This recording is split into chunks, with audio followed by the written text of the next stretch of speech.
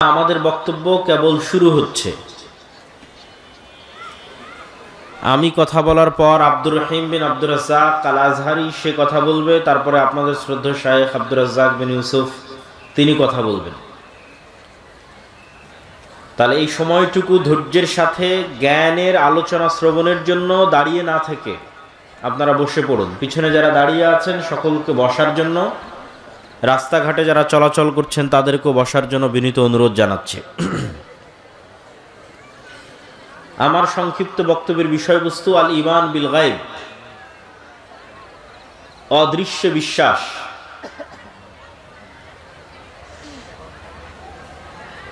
অদৃশ্য বিশ্বাস কি? মানুষ যা চোখে দেখে তা ঠিকই বিশ্বাস করে। যেমন আজকে আমি এখানে উপস্থিত হয়েছি, আপনারা বিশ্বাস করছেন। আপনারা উপস্থিত হয়েছেন, আমি বিশ্বাস করছি। কিন্তু আজকে এখানে যে আমাদের সাথে ফেরেশতারাও উপস্থিত আছে, এইটা বিশ্বাস করাই হচ্ছে ঈমান বিল গায়ব। যে এখানে আজকে শুধু মানুষ বসে নাই, আজকে এখানে শুধু আব্দুল্লাহ বিন আব্দুর রাজ্জাক উপস্থিত হয়নি, এখানে আল্লাহ সুবহানাহু ওয়া তাআলার হাজারো লাখো বেহিসাব ফেরেশতাও উপস্থিত হয়েছে। এই যে অদেখা, না দেখা, অদৃশ্য বিষয়ের প্রতি বিশ্বাসের নামই হচ্ছে ঈমান বিল গায়ব।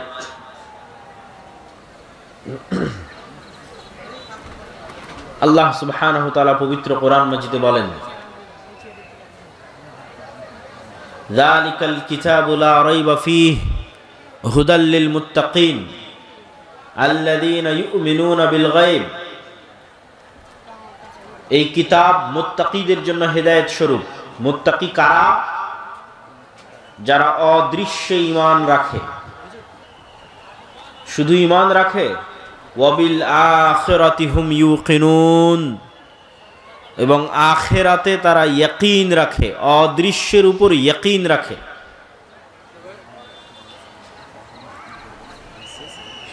আপনি জানেন যে আগুন পুড়িয়ে দেয়, কিন্তু আপনি যখন নিজেই আগুনে জ্বলে যাবেন, যেমন মাইলস্টোনের বিমান দুর্ঘটনায় আগুনে জ্বলে গেল, তো যারা আগুনে জ্বলে গেছে আর ইয়াকিন হাসিল হয়েছে, আগুন যে জ্বালিয়ে দেয় এই মর্মে তার ইয়াকিন অর্জিত হয়েছে। আর আমরা শুধু বিশ্বাস করছি যে না আগুন জ্বালাতে পারে। ঠিক তেমনি আপনি বিশ্বাস করছেন জান্নাত এবং জাহান্নাম আছে, আর মুহাম্মদ সাল্লাল্লাহু আলাইহি ওয়াসাল্লাম স্বচক্ষে জান্নাত দেখেছেন, স্বচক্ষে জাহান্নাম দেখেছেন। আপনি আমি বিশ্বাস করছি কবরের আযাব হয়, মুহাম্মদ সাল্লাল্লাহু আলাইহি ওয়াসাল্লাম স্বচক্ষে কবরের আযাব দেখেছেন। তাহলে তার বিশ্বাসের মাত্রা আর আমার আপনার বিশ্বাসের মাত্রা এক হবে না। আমরা বিশ্বাস করি আল্লাহ মৃতকে পুনরায় জীবিত করতে পারে, আর ঈসা আলাইহিস সালাতু ওয়াস সালাম নিজেই মৃতকে জীবিত করতেন। এটাই ছিল আল্লাহর পক্ষ থেকে দেওয়া তার মুজিজা। এক খণ্ড কাদামাটি হাতে নিয়ে বিসমিল্লাহ বিইজনিল্লাহ বলে ফু দিলে ওই একদম মৃত কাদামাটি জীবন্ত পাখি হয়ে আকাশে উড়ে যেত। তাহলে আমার এবং আপনার বিশ্বাস মৃতকে জীবিত করা সম্ভব, আর ঈসা আলাইহিস সালাতু ওয়াস সালাম বাস্তবে দেখছেন যে মৃতকে জীবিত করা সম্ভব। এই দুই ঈমানের মধ্যে পার্থক্য আছে। কিন্তু আল্লাহ সুবহানাহু ওয়া তাআলা আমাদের কাছে এটাই চান যে আমাদের বিশ্বাস ওই লেভেলের হোক যেটা ইয়াকিনের লেভেলে।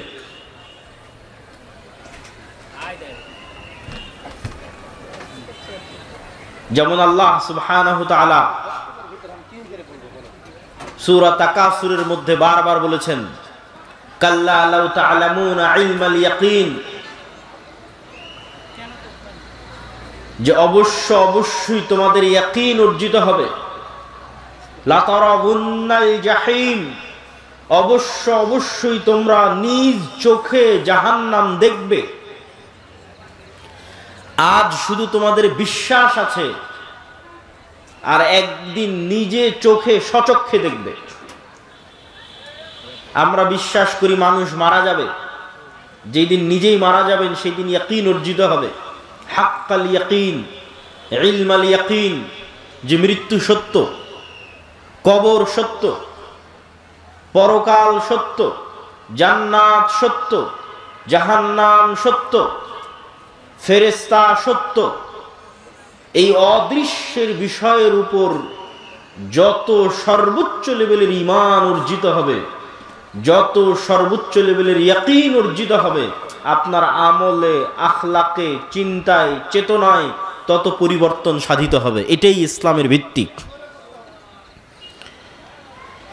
এই ঈমান বিল গায়বে ইয়াকিন না থাকার কারণেই আজকে মুসলমানরা ইসলামের বাহ্যিক বিষয়গুলোর উপর তো ঠিকই আমল করছে, কিন্তু হৃদয়ে ঈমান প্রবেশ না করার কারণে তারা মুনাফিক অবস্থায় জীবন যাপন করছে। লাম্মা ইয়াদখুলুল ঈমানু ফি কুলুবিহিম, মুখে বলেছে আশহাদু আল্লা ইলাহা ইল্লাল্লাহ ওয়া আশহাদু আন্না মুহাম্মাদার রাসূলুল্লাহ, বাহ্যিকভাবে সালাত আদায় করেছে, বাহ্যিকভাবে সিয়াম পালন করেছে, বাহ্যিকভাবে হজ এবং উমরা পালন করেছে, কিন্তু লাম্মা ইয়াদখুলুল ঈমানু ফি কুলুবিহিম, কিন্তু এই যে ঈমান বিল গায়ব এখনো তাদের অন্তরে পরিপূর্ণরূপে প্রবেশ করেনি। পরিপূর্ণরূপে প্রবেশ না করার কারণে কত এসিল্যান্ড, ওসি, ডিসি, এসপি, মন্ত্রী, মিনিস্টার বেহিসাব যারা 5 ওয়াক্ত সালাত আদায় করে, শত শতবার উমরা আদায় করে, এরকম বিভিন্ন ইসলামী সম্মেলনের প্রধান অতিথি, বিশেষ অতিথি, মসজিদ মাদ্রাসার কমিটির মেম্বার, এমন কোনো দিনী কাজ নাই যে দিনী কাজের সাথে সে জড়িত নয়। কিন্তু যখন ওই সাব রেজিস্ট্রার তার অফিসে গিয়ে বসে, ওই ওমরাকারী সাব রেজিস্ট্রার, নামাজি সাব রেজিস্ট্রার যখন অফিসে বসে, তখন সে ঘুষ নেয় এবং সেই ঘুষের টাকা দিয়ে সে উমরা করে। এটাই হচ্ছে লাম্মা ইয়াদখুলুল ঈমানু ফি কুলুবিহিম, এটা হচ্ছে মুনাফিক। বাহ্যিকভাবে ইসলাম পালন করছে কিন্তু হৃদয়ে ঈমান ঢোকেনি। লা ঈমান লিমান লা আমানাতা লাহু, ঈমান এবং খেয়ানত একসাথে এক অন্তরে, ঈমান এবং মিথ্যা একসাথে এক অন্তরে একত্রিত হতে পারে না। সম্মানিত উপস্থিতি, আর এটিই হচ্ছে আজকের মুসলমানদের সবচেয়ে বড় সমস্যা, যা আমি আমার বহু বক্তব্যে, গত 1-2 বছরের প্রায় সব বক্তব্যে বলা আছে, যে আজকের মুসলমানদের সবচেয়ে বড় সমস্যা যদি কয়েকটা থাকে, তাহলে আমি আব্দুল্লাহ আমার দৃষ্টিতে 2টা সমস্যা। 1, ঈমান বিল গায়বে বিশ্বাস নাই।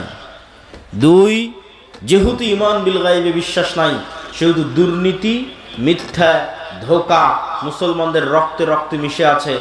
দিনকে সেই ধোঁকার জন্যই তারা ব্যবহার করে। গত 16 বছর তাহাজ্জুদের সালাত আদায় করে সেই ধোঁকার কাজেই ব্যবহার করা হয়েছে। এটা হচ্ছে ধোঁকা দেওয়ার গেম। নিজেকে ধোঁকা দেওয়া, আল্লাহর সাথে মজাক এবং ঠাট্টা করা, আল্লাহকে ধোঁকা দেওয়ার চেষ্টা করা, জনগণকে ধোঁকা দেওয়ার চেষ্টা করা, নিজেকে ধোঁকা দেওয়ার চেষ্টা করা। আজকে আপনি যান পৃথিবীর যে কোনো প্রান্তে, ইউরোপ, আমেরিকা, সৌদি, কুয়েত, কাতার, বাহরাইন, লিবিয়া, মুসলমানেরা যত বেশি পরিমাণে মিথ্যা ডকুমেন্ট দিয়ে, মিথ্যা কথা বলে, মিথ্যা দালালি করে যত বেশি পরিমাণে বিভিন্ন জায়গায় যুক্ত আছে, আমার জানা নাই পৃথিবীর আর কোনো দ্বিতীয় জাতি এত বেশি পরিমাণে মিথ্যার আশ্রয় নিয়ে, এত বেশি পরিমাণে দুর্নীতির আশ্রয় নিয়ে, এত বেশি পরিমাণে ধোঁকার আশ্রয় নিয়ে পৃথিবীতে কাজ করছে, আমার জানা নাই। আর এটি হচ্ছে মুসলমানদের গোলামির সবচেয়ে বড় কারণ। কেননা এই স্বভাবটাই গোলামির স্বভাব, এবং এই সেম স্বভাব বানু ইসরাইলের মধ্যে ছিল। বানু ইসরাইলেরা নবীর সন্তান, ইসহাক, ইব্রাহিম, ইয়াকুবের সন্তান, ইউসুফের ভাই, 11 ভাই, এবং ইউসুফ আলাইহিস সালাতু ওয়াস সালাম তাদের সন্তান, বেনিয়ামিনের সন্তান। কিন্তু নবীদের সন্তান হওয়ার পরেও তারা ধোঁকা, মিথ্যা, দুর্নীতিতে পারদর্শী ছিল, এবং এটি তাদের রক্ত মাংসের সাথে মিশে গেছিল। আল্লাহ বললেন, দাউদের তেলাওয়াত শুনে মাছ শনিবারের দিন দাউদের জাবুরের তেলাওয়াত শুনে নদীর ধারে চলে আসে, তোমরা শনিবারের দিনে মাছগুলোকে ধরিও না। এই সমস্ত ধোঁকাবাজ, দুর্নীতিগ্রস্ত, মিথ্যুক মুনাফিকরা কি করলো?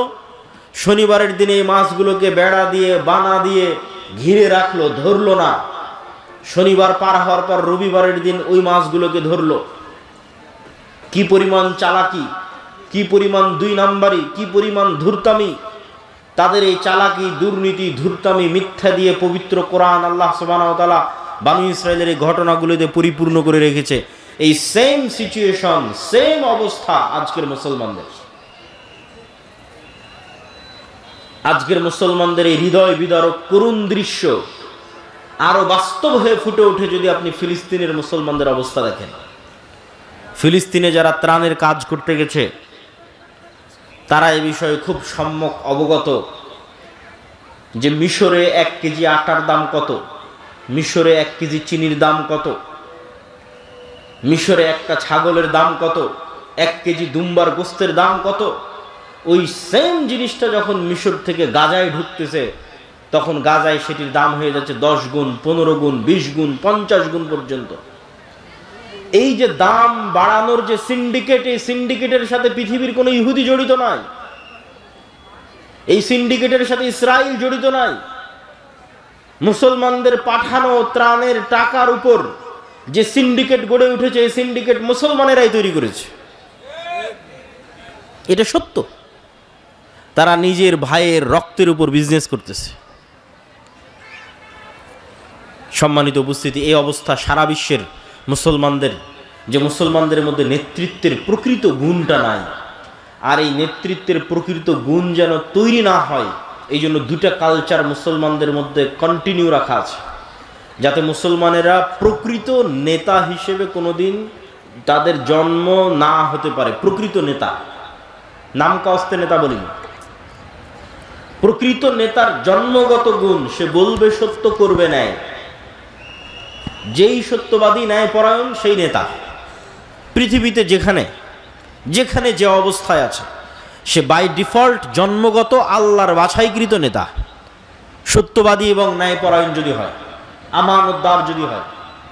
পৃথিবীর কোন নবী রাসূল মিথ্যুক অবস্থায়, দুর্নীতিবাজ, ধোঁকাগ্রস্ত অবস্থায় প্রেরিত হননি। জন্মগত সত্যবাদী, আমানতদার অবস্থায় প্রেরিত হয়েছেন।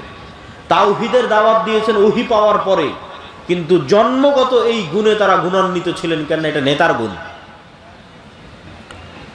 তো মুসলমানদের মধ্যে যেন এই নেতৃত্বের গুণ তৈরি না হতে পারে, এই জন্য ডেমোক্রেটিক কালচার, গণতন্ত্রের কালচার মুসলমানদের মধ্যে দেওয়া আছে। কেন? গণতন্ত্র এমন এক কালচার যে এখানে এক দলের নেতা আর এক দলের নেতার বিরুদ্ধে মিথ্যে তো বলবেই। নিজ দলের একই আসনের মনোনয়ন প্রার্থী 1 জন, 5 জন, 10 জন নেতাও একই দলের নিজের আসনের প্রতিদ্বন্দ্বী মনোনয়ন প্রার্থীর বিরুদ্ধে মিথ্যা বলবে। কেননা মিথ্যা না বললে টিকতে পারবে না, চলতে পারবে না। গীবত, পরহিংসা না করলে টিকতে এবং চলতে পারবে না। তাহলে যে একবার মিথ্যা বলে ফেললো, যে মিথ্যার কালচারে একবার নিজেকে জড়িয়ে ফেললো, তার দ্বারা কোনোদিন প্রকৃত নেতৃত্ব হবে না। এই নেতা যদি প্রধানমন্ত্রী হয়ে যায়, এই নেতা যদি রাষ্ট্রপতিও হয়ে যায়, এই নেতা যদি এমপিও হয়, এই নেতা যদি মন্ত্রীও হয়, তাহলে যে নিজের দলের মনোনয়ন প্রার্থীর বিষয়ে অন্য দলের নেতার বিষয়ে মিথ্যা বলেছে, দুর্নীতি করেছে, ধোঁকা দিয়েছে, তাকে ভারত আর আমেরিকা টাকা দিয়ে কিনতে পারবে না? বলেন, পারবে? ও তো দুর্নীতিগ্রস্ত, তো মিথ্যার উপর প্রতিষ্ঠিত হয়েছে, তার তো মেরুদণ্ড সোজা নয়। ফলতে ডেমোক্রেটিক কালচারের মধ্যে যে নেতাই আসবে, সেই নেতাই পশ্চিমাদের পা চাটবে, না হয় পাশের দাদাবাবুদের পা চাটবে, টাকার কাছে বিক্রি হয়ে যাবে। আর একটা কালচার মুসলমানদের মধ্যে রাখা আছে, সেটা হচ্ছে সুদের কালচার। এই সুদের কালচার মিথ্যা তৈরি করে। রাসূলুল্লাহ সাল্লাল্লাহু আলাইহি ওয়াসাল্লাম বলছেন, আল্লাহুম্মা ইন্নী আউযু বিকা মিনাল মা'সামি ওয়াল মাগরাম। আল্লাহ পাপ থেকে বাঁচতে চাই, গুনাহ থেকে বাঁচতে চাই এবং ঋণ থেকে বাঁচতে চাই। আল্লাহর নবীকে সাহাবীরা জিজ্ঞেস করছেন, আল্লাহর নবী, আপনি কেন এত ঋণ থেকে বাঁচতে চান? আল্লাহুম্মা ইন্নী আউযু বিকা মিনাল হাম্মি ওয়াল হুজনি এই দোয়ার মধ্যে রাসূলুল্লাহ সাল্লাল্লাহু আলাইহি ওয়াসাল্লাম বলেছেন ওয়াজাল ইদ্দাইনি ওয়া গালাবাতির রিজাল, হে আল্লাহ ঋণের বোঝা থেকে বাঁচতে চাই। আল্লাহর নবীকে সাহাবীরা জিজ্ঞেস করলেন আপনার প্রত্যেক দোয়ায় ঋণ থেকে বাঁচতে চাওয়ার দোয়া কেন থাকে? রাসূলুল্লাহ সাল্লাল্লাহু আলাইহি ওয়াসাল্লাম উত্তরে বললেন মানুষ যখন লোন নেওয়া শুরু করে তখন সে মিথ্যা বলাও শুরু করে। আজকে উপস্থিত অসংখ্য মা বোন আছে, যে সমস্ত মা বোন কিস্তির সাথে জড়িত আছে তারা হলফ করে বলেন, বুকে হাত দিয়ে বলেন কতজন শতভাগ সত্যবাদী। কি আপনারা বুঝতে পারছেন না কথা? কিস্তি থেকে যে একবার টাকা নিয়েছে তার পক্ষে কি সত্যের উপর অটল থাকা সম্ভব? সম্ভব নয়। তাকে মিথ্যার আশ্রয় নিতেই হবে। আর এইভাবে যখন একটা প্রজন্ম মিথ্যুক তৈরি হয়ে যায়, একদল মা মিথ্যুক তৈরি হয়ে যায়, মিথ্যার আশ্রয় নেয়, তখন এই সমস্ত মায়ের পেট থেকে, এই সমস্ত সমাজ থেকে ওমর ইবনুল খাত্তাব, তারিক বিন জিয়াদ, সালাহুদ্দিন আইয়ুবীর জন্ম অসম্ভব, ইম্পসিবল। শুধু গোলামি জন্ম নিবে, গোলামি তৈরি হবে। যারা মিথ্যার আশ্রয় নিয়ে নিজে বিক্রি হয়ে যাবে, দেশকে বিক্রি করে দিবে। সম্মানিত উপস্থিতি, মুসলমানদের মধ্যে দুইটা কালচার টিকিয়ে রাখা আছে, একটা ডেমোক্রেটিক কালচার, গণতন্ত্রের কালচার, আর একটা সুদের কালচার। সব মুসলমানকে যদি সুদের সাথে জড়িয়ে ফেলা যায় তাহলে সব মুসলমানকে মিথ্যুক বানানো যাবে। এমনিতেই 190 বছর ব্রিটিশদের গোলামি করার কারণে এমনিতেই মুসলমানেরা দুর্নীতিগ্রস্ত। এমনিতেই ইউরোপীয় উপনিবেশ যেখানে যেখানে প্রতিষ্ঠিত হয়েছে সেখানে সেখানে মুসলমানদের মিথ্যা, দুর্নীতি, ধোঁকার কালচার বৃদ্ধি পেয়েছে। যেখানে ওদের শাসন যত মজবুত, যত নিকৃষ্ট, যত জঘন্য ছিল, ওখানে মিথ্যা ধোঁকার কালচার তত বেশি। এই জন্য ভারত, পাকিস্তান, বাংলাদেশের মুসলমানেরা যত মিথ্যা বলে তার চেয়ে তুলনামূলক রোহিঙ্গা মুসলমানেরা, তার চেয়ে তুলনামূলক আফ্রিকার মুসলমানেরা বেশি মিথ্যা বলবে, বেশি দুর্নীতি করবে, বেশি ধোঁকা দিবে। কেননা তাদের গোলামে আরো শক্ত, আরো মজবুত, আরো কঠিন। ফলত গোলাম অবস্থায় জীবনযাপন করতে করতে মিথ্যা বলা শিখতে হয়েছে। একটা টাকার জন্য, একটা রুটির জন্য দুর্নীতি করা শিখতে হয়েছে। সেই কালচার, সেই স্বভাব রক্ত থেকে যায়নি। ফলত নেতার জন্ম হওয়া সম্ভব নয়, নেতৃত্বের জন্ম হওয়া সম্ভব নয়, জাতির মুক্তি সম্ভব নয়। জাতির মুক্তি তখনই সম্ভব যখন প্রকৃত নেতার জন্ম নিবে, যেই নেতার মেরুদণ্ড হবে সোজা। আর তখনই মেরুদণ্ড সোজা হবে যখন জীবনে কোনোদিন মিথ্যায়, অন্যায় এবং দুর্নীতির আশ্রয় নেয়নি। তখন ওর হৃদয়ে প্রকৃত ঈমান ঢুকেছে। এই নাম কস্তে ঈমান নয়, লোক দেখানো সালাত নয়, লোক দেখানো ওমরা নয়, লোক দেখানো মুখের দাড়ি নয়। প্রকৃত ঈমানের ভিত্তি হচ্ছে যখন সে সত্যবাদী, আল্লাহর সাথে সত্যবাদী, জনগণের সাথে সত্যবাদী, আল্লাহর সাথে ন্যায়পরায়ণ, জনগণের সাথে ন্যায়পরায়ণ, আল্লাহর সাথে আমানতদার, জনগণের সাথে আমানতদার। সম্মানিত উপস্থিতি, আমাদের আজকের বক্তব্যের বিষয় ঈমান বিল গায়েব। কেন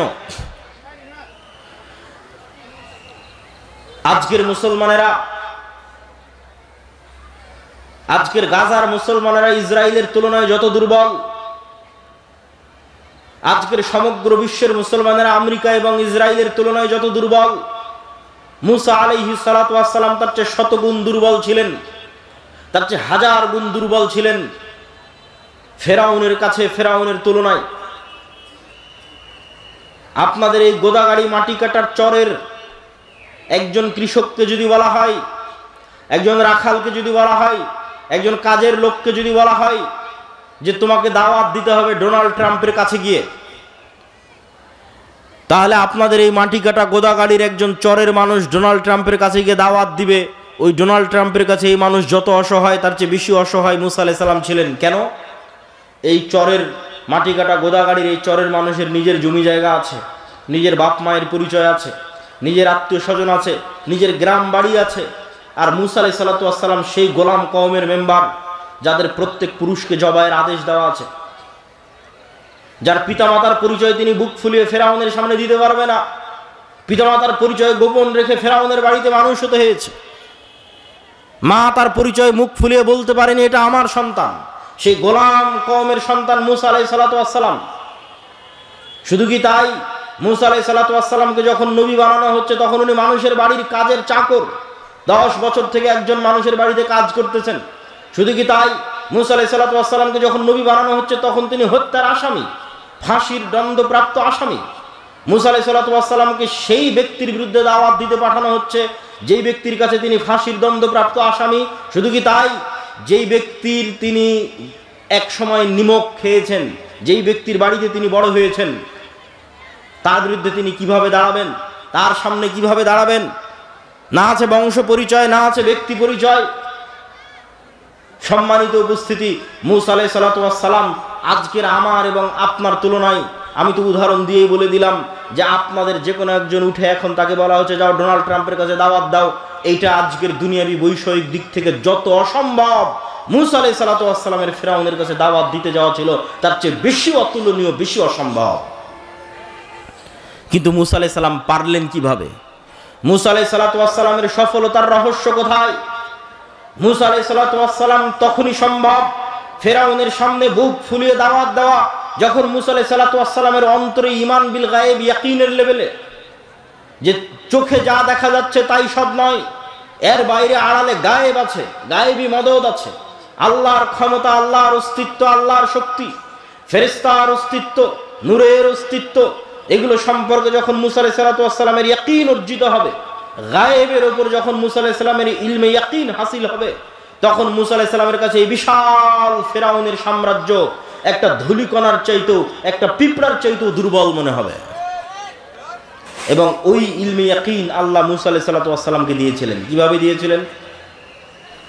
মূসা আলাইহিস সালাতু ওয়াস সালামকে আল্লাহ বলেননি, মূসা এই যে জান্নাত থেকে একটা লাঠি নিয়ে আসলাম, এটা খুব ভয়ঙ্কর, ম্যাজেস্টিক, চমৎকার জাদুর লাঠি, এই লাঠি যদি তুমি ছাড়ো এই লাঠি সাপ হয়ে যাবে। জি না, দুনিয়াতে যত জাদুকর আছে, কবিরাজ আছে, যত সাপ খেলা দেখানো সাপুরে আছে, এদের নিজের প্রশিক্ষণ দেওয়া সাপ আর নিজের কাছে যত্নের সাথে রাখা পাথর আর লাঠি দিয়ে এদেরকে জাদু দেখাতে হয়। আপনি একটা দিবেন, সেটা দিয়ে পারবে না। তো মূসা আলাইহিস সালাতু ওয়াস সালামকে আল্লাহ সুবহানাহু ওয়া তাআলা এটা বলেননি এই যে জান্নাত থেকে লাঠি নিয়ে এসে দিলাম এটা এখন সাপ হবে, আসমান থেকে এক বিশাল স্বর্ণের লাঠি নিয়ে এসে দিলাম এটা সাপ হবে। জি না, মূসা তুমি যেই লাঠি নিজে ব্যবহার করছো, সাধারণ একটা গাছের 10 বছর, 15 বছর, 20 বছর আগে যেই লাঠি কেটে তুমি কাঁড়াল বানিয়েছো, রাস্তা অতিক্রম করো, গর্ত অতিক্রম করো, আউড় এবং ধান শুকাও, সেই লাঠি, যে লাঠি তুমি ব্যবহার করছো, আমি যদি 5-10 বছর থেকে এই ফোন ব্যবহার করি, 15 বছর থেকে এই বই ব্যবহার করি আমার হাতে থাকে, তাহলে এই বই, আমার হাতে থাকা বই আজকে নতুন করে এসে কেউ দিচ্ছে না, এই নাও জান্নাত থেকে একটা বই দিলাম, এই বই এখন সাপ হয়ে যাবে। জি না, তুমি যেটা ব্যবহার করতেছো র্যান্ডমলি যেই লাঠি, সেই লাঠি আমি তোমার চোখের সামনে সাপ বানিয়ে দেবো। বলেন আল্লাহু আকবার। এটা হচ্ছে আল্লাহর শক্তি, যাতে মূসা আলাইহিস সালাতু ওয়াস সালামের ইলমে ইয়াকিন হাসিল হয় গায়েবের উপর। সম্মানিত উপস্থিতি, তাহলে আজকের মুসলমানেরা পরাজিত কেন? ইলমে গায়েবে ইয়াকিন নাই। মূসা আলাইহিস সালাম বিজয়ী কেন? ইলমে গায়েবে ইয়াকিন ছিল। মুহাম্মদ সাল্লাল্লাহু আলাইহি ওয়াসাল্লাম থেকে শুরু করে আবু বকর, ওমর, ওসমান, আলী থেকে শুরু করে আমর ইবনুল আস, খালিদ ইবনুল ওয়ালিদ থেকে শুরু করে উমাইয়া খেলাফত, আব্বাসী খেলাফত থেকে শুরু করে সালাহুদ্দিন আইয়ুবী হয়ে মোহাম্মদ আল ফাতেহের তুরস্ক বিজয় পর্যন্ত এমন কোন যুদ্ধে মুসলমানেরা বিজয় অর্জন করেনি যেই যুদ্ধে মুসলমানেরা শক্তিশালী ছিল। এমন একটা যুদ্ধ ইতিহাসের পাতা থেকে দেখানো যাবে না যেই যুদ্ধে মুসলমানেরা শক্তিশালী অবস্থায় বিজয়ী হয়েছে। সুলতান সালাহুদ্দিন আইয়ুবী যখন জেরুজালেমের মসজিদে আকসা বিজয় করে, তখন সুলতান সালাহুদ্দিন আইয়ুবীর চাইতে ইউরোপীয় ক্রুসেডাররা শতগুণে বেশি শক্তিশালী ছিল। সুলতান মোহাম্মদ আল ফাতেহ যখন তুরস্কের ইস্তাম্বুল বিজয় করে, তখন তুরস্কের রাজা বাদশারা, ইউরোপের রাজা বাদশারা সুলতান মোহাম্মদ আল ফাতেহের চাইতে বেশি শক্তিশালী ছিল। জহিরুদ্দিন বেরবাস যখন মিশরের মাটিতে হালাকু খা চেঙ্গিস খাকে পরাজিত করে, তখন এই পুরো বিশ্বে হালাকু খা চেঙ্গিস খানের চাইতে শক্তিশালী আর কেউ ছিল না। আব্বাসীয় খেলাফতের রাজধানী বাগদাদকে মাটির নিচে পিষে দিয়ে হালাকু খা চেঙ্গিস খা মিশর দখল করতে গেছে। পুরো পৃথিবীতে তাদের মোকাবেলা করবে এরকম কোনো শক্তি ছিল না। মুহাম্মদ সাল্লাল্লাহু আলাইহি ওয়াসাল্লাম যখন বদরে অবতীর্ণ হয়েছে, উহুদে অবতীর্ণ হয়েছে, খন্দকে অবতীর্ণ হয়েছে, তখন মুহাম্মদ সাল্লাল্লাহু আলাইহি ওয়াসাল্লামের চেয়ে মক্কার কাফের, কুরাইশ, মুশরিকরা কয়েক শতগুণ বেশি শক্তিশালী ছিল দুনিয়াবি অস্ত্রপাতি এবং সাজ সরঞ্জামের দিক থেকে। দাউদ আলাইহিস সালাতু ওয়াস সালামকে যেই দিন আল্লাহ জেরুজালেম বিজয়ের তৌফিক দিয়েছেন, সেই দিন দাউদ আলাইহিস সালাতু ওয়াস সালামের সাথে মাত্র 313 জন ছিল। সম্মানিত উপস্থিতি, তাহলে বিজয় শক্তি দিয়ে নয়, বিজয় ক্ষমতা দিয়ে নয়, বিজয় অর্জিত হয় গায়েবী মদদে। ওই গায়েবের উপরই যদি বিশ্বাস না থাকে, তাহলে আপনাকে মন্দির পাহারা দিয়ে ক্ষমতা দখল করতে হবে। আর যদি গায়েবের উপর বিশ্বাস থাকে তাহলে শুধু বাংলাদেশের ক্ষমতা নয়, পুরো পৃথিবীর ক্ষমতা অর্জন করা যাবে। কেননা কোরআনে পুরো পৃথিবীর ক্ষমতা অর্জনের রাস্তা বলে দেওয়া আছে। কিন্তু ওই মানের ঈমানওয়ালা একটা প্রজন্ম তৈরি হচ্ছে না, ওই মানের সততা ন্যায়পরায়ণতার গুণে গুণান্বিত হবে এরকম একটা প্রজন্ম তৈরি হচ্ছে না, যে প্রজন্মের জন্য এই বিজয় অপেক্ষা করছে। সেই প্রজন্ম তো আসতে হবে যাদেরকে আল্লাহ সুবহানাহু ওয়া তাআলা বিজয়ের জন্য মনোনীত করেছে। সেই প্রজন্ম তো তৈরি হতে হবে যাদের হাতে আল্লাহ সুবহানাহু ওয়া তাআলা বিজয় লিখে রেখেছে। সম্মানিত উপস্থিতি, আজকে আমরা ঈমান বিল গায়বের একটা অংশের উপর আলোচনা করব। আল ঈমান বিল মালাইকা, ফেরেশতাদের উপর ঈমান। ফেরেশতাদের অস্তিত্ব, ফেরেশতাদের ক্ষমতা, ফেরেশতাদের উপস্থিতি, ফেরেশতাদের কাজ। আজকে আমরা এবং আপনারা এখানে উপস্থিত আছি, এটা যতটুকু সত্য তার চেয়ে বেশি সত্য ফেরেশতাদের অস্তিত্ব। এইটার মতো নয়, এটার চেয়ে বেশি। আপনি যদি আপনার পিতামাতার সন্তান হন তাহলে আপনার পিতামাতার অস্তিত্ব আপনার কাছে যত সত্য, আর আপনার পিতামাতার কাছে আপনি সন্তান হিসেবে সন্তানের অস্তিত্ব যত সত্য, তার চেয়ে বেশি সত্য আপনার সাথে আপনার পিতামাতার সাথে ফেরেশতা আছে। এটা বেশি সত্য। কেন বেশি সত্য? এটাকে আমি এমনি বানিয়ে বলছি জি না। আমাদের আদি পিতা আদম আলাইহিস সালাতু ওয়াস সালামকে যখন সৃষ্টি করা হয়, তখন সৃষ্টির পর তিনি প্রথম অন্য কোনো মানুষের সাথে পরিচিত হননি। যে আদম, এই যে তোমাকে সৃষ্টি করলাম, এই যে তোমার বাপ মা, এই যে তোমার ভাই বোন, আর এই যে তোমার স্ত্রী, আর এই যে তোমার পুত্র, যেটা একটা আমার মা, এটা আমার বাপ, এটা আমার সন্তান, এটা আমার ভাই, এটা আমার বোন। জন্মের পরে এগুলোর সাথে আমরা প্রথম পরিচিত হই। কিন্তু আমরা যখন প্রথম সৃষ্টি হয়েছি, তথা আমাদের আদি পিতা আদম আলাইহিস সালাম যখন প্রথম সৃষ্টি হয়েছে, তখন আদম আলাইহিস সালাম জন্মের পরে অন্য কোনো মানুষের সাথেই পরিচিত হয়নি। সর্বপ্রথম পরিচিত হয়েছে ফেরেশতাদের সাথে। বলেন আল্লাহু আকবার। তাহলে আমার বাপ মায়ের অস্তিত্বের আগে ফেরেশতার অস্তিত্ব না আগে বাপ মায়ের অস্তিত্ব? আগে ফেরেশতার অস্তিত্ব। আপনি যখন প্রথম সৃষ্টি হয়েছেন তখন প্রথম পরিচিত হয়েছেন ফেরেশতার সাথে। ওয়াইদ কুলনা লিল মালাইকাতি ইসজুদু লিআদম ফাসাজাদু ইল্লা ইবলিস আবা ওয়াস্তাকবারা। ওয়াইদ ক্বালা রাব্বুকা লিল মালাইকাতি ইন্নী জাইলুন ফিল আরদি খলিফা ক্বালু আতাজআলু ফীহা মান ইফসিদু ফীহা ওয়া ইয়াসফিকুদ দিমা। আল্লাহ ফেরেশতাদের ডাক দিয়ে বললেন, কোরআনে আল্লাহ বলছেন মানুষ সৃষ্টির ঘটনা শুরুই ফেরেশতা দিয়ে। আল্লাহ ফেরেশতাদের ডাক দিয়ে বললেন, ইন্নী জাইলুন ফিল আরদি খলিফা, আমি পৃথিবীতে মানুষ সৃষ্টি করতে চাই। ফেরেশতারা উত্তরে বলল, আতাজআলু ফীহা মান ইফসিদু ফীহা ওয়া ইয়াসফিকুদ দিমা, আপনি কি পৃথিবীতে এমন জাতি তৈরি করবেন যারা ফিতনা তৈরি করবে, রক্ত প্রবাহিত করবে, ফাসাদ তৈরি করবে? আমরা তো আপনার তাসবিহ তাহলিল করার জন্য আছি। আল্লাহ বললেন, আমি যা জানি তোমরা তা জানো না। তারপরে যখন আদম সৃষ্টি করা হয়ে গেল, আল্লাহ সুবহানাহু ওয়া তাআলা আদমকে যখন সকল জ্ঞান দিয়ে দিলেন, তারপরে ফেরেশতাদের সামনে যখন প্রমাণ করে দিলেন আদম জ্ঞানে শ্রেষ্ঠ তোমাদের চাইতে, তখন এবার আল্লাহ ফেরেশতাদের বলছেন যে ফেরেশতারা তোমরা সবাই আদমকে সিজদা করো। সম্মানিত উপস্থিতি, তাহলে এই যে আদম আলাইহিস সালাতু ওয়াস সালাম সৃষ্টি হওয়ার পর প্রথম ভিন্ন জগতের দুইটা প্রাণীর সাথে পরিচিত হয়েছে।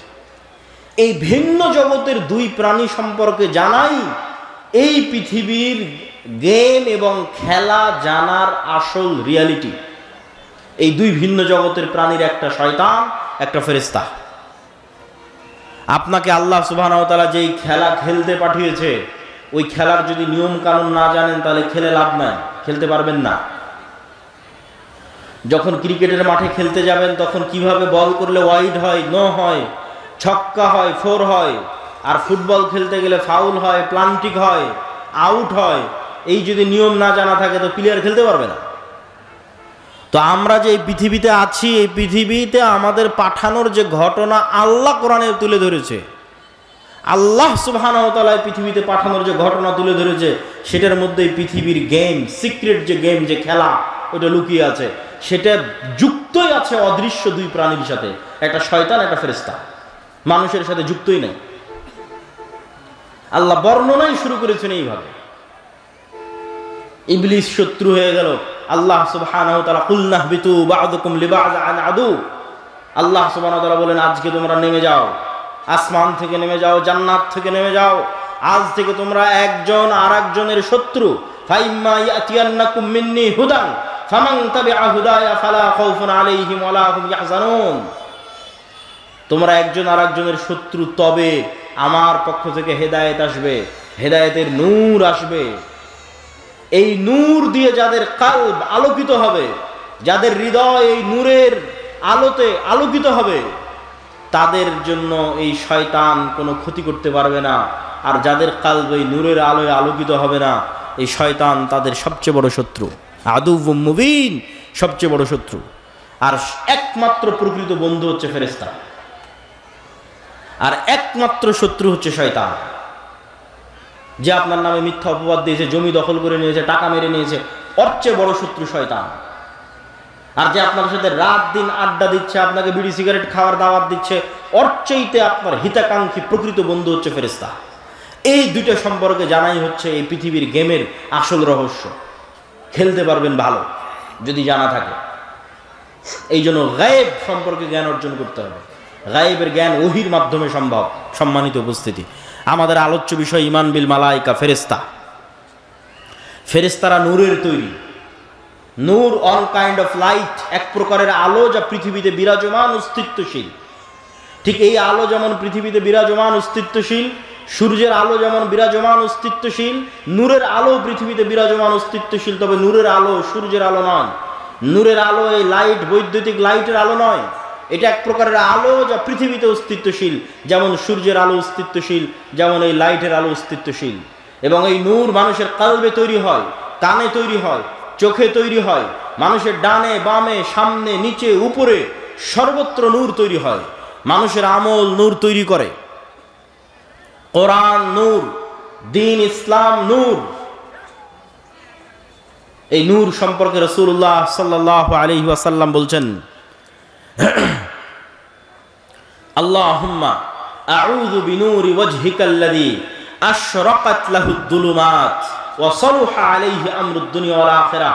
হে আল্লাহ, আপনার চেহারা যেই নূর দিয়ে ঢাকা আছে, সেই নূরের দোহাই দিয়ে আপনার কাছে পরিত্রাণ চাচ্ছি, যেই নূরের উপর আসমান এবং জমিনের সকল কাজ একটা আর একটার সাথে কানেক্টেড, যেই নূরের মাধ্যমে।